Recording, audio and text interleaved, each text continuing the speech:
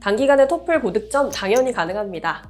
특히나 토플 라이팅 과목에서 고득점이 어렵다, 막막하다라고 하는 분들이 되게 많은데요.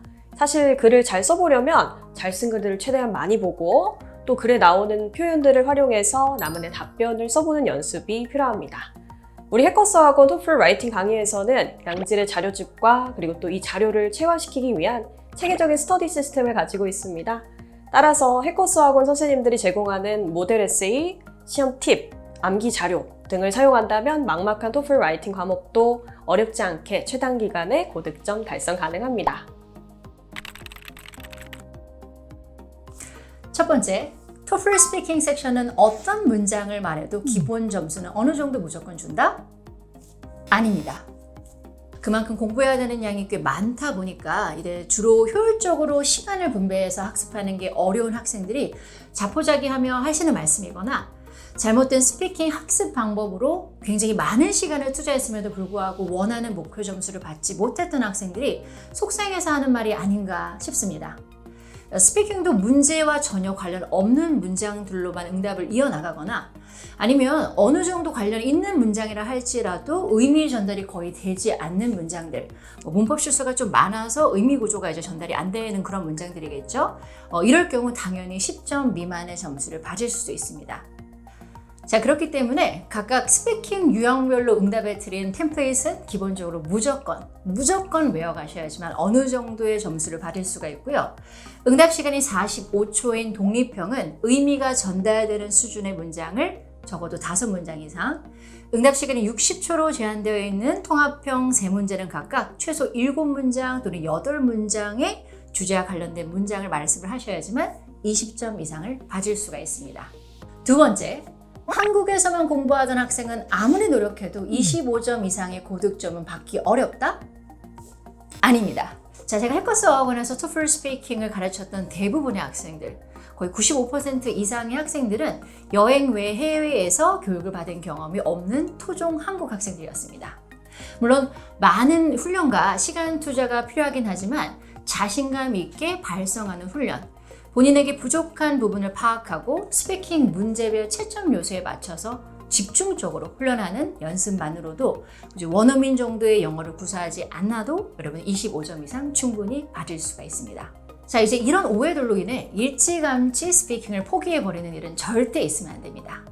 다른 섹션과 마찬가지로 스피킹 섹션도 30점 만점인 영역이고요. 사실 어느 정도 점수대까지는 금방 점수를 올릴 수 있는 영역이기도 해요. 자, 미드 속 원어민이 아니어도 스피킹에 필요한 발음, 강세, 억양을 익히고 효율적으로 노태깅하는 스킬만 꾸준히 잘 체득하신다면 여러분 모두 하실 수 있습니다. 짧은 시간 안에 부분 점수 1점이라도 더 받을 수 있는 꿀팁 알려드릴까요? 시간이 부족하거나 지문이 어렵다 하더라도 리딩 서머리 유형에서 1점 더 얻어갈 수 있는 팁을 알려드리려고 합니다. 보통 지문 맨 마지막 문제로 출제되는 서머리 유형은 지문을 요약하는 유형으로 전체 보기 6개 중 가장 중요한 지문 내용 보기 3개를 고르고 2점을 얻어가는 문제입니다. 그런데 때때로 시간이 정말 조금 남았거나 지문 내용이 생소하고 단어가 너무 어려워서 유독 이해도가 떨어질 때에는 문제 보기들 중 상대적으로 덜 포괄적이고 덜 중요한 지문 내용 혹은 지문의 뼈대를 잃었던 큰 주제와 정반대되는 내용 위주로 오답을 먼저 소거해 보신다면 1점, 아니 한 문제라도 더 맞으실 수 있습니다. 시험 일주일 전도 아니고 하루 전이다 이랬을 때는 내일 시험장 가서 백지 상태가 되고 싶지 않다면 바로 노트 테이킹을 하세요.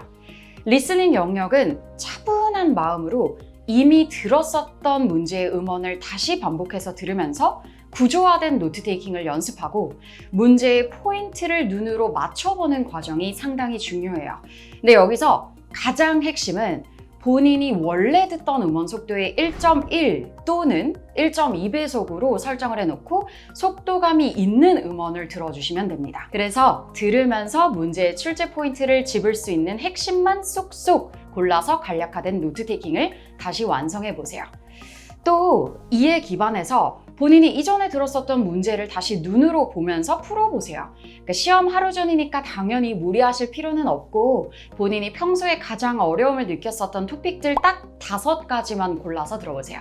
예를 들면 생물학, 환경공학, 미술, 문학 등등의 토픽들을 선택해서요. 토플 챌린지. 사실 피할 수 없다면 즐겨야죠. 영어 실력도 끌어올리고 흥미도 느끼고 일석이조 아닐까요? 토플도 즐기면서 같이 완성시켜보는 챌린지라고 생각하시고 공부에 임해보세요. 해낼 수 있어. 해커스 학원 토플 강의와 함께 한다면 이 모든 것들도 충분히 어렵지 않게 해낼 수 있어 라고 말씀드리고 싶습니다. 돌아가지 마. 자, 여러분 빙빙 돌아가지 마세요. 자, 토플은 공부하는 방법만 제대로 그리고 정확하게 한다면 단기간에 원하는 목표를 충분히 이뤄낼 수 있는 시험입니다. 해커스 토플. 저와 우리 해커스 학원은 항상 여러분을 응원하고 여러분의 꿈이 이루어지기를 진심을 다해 기원합니다.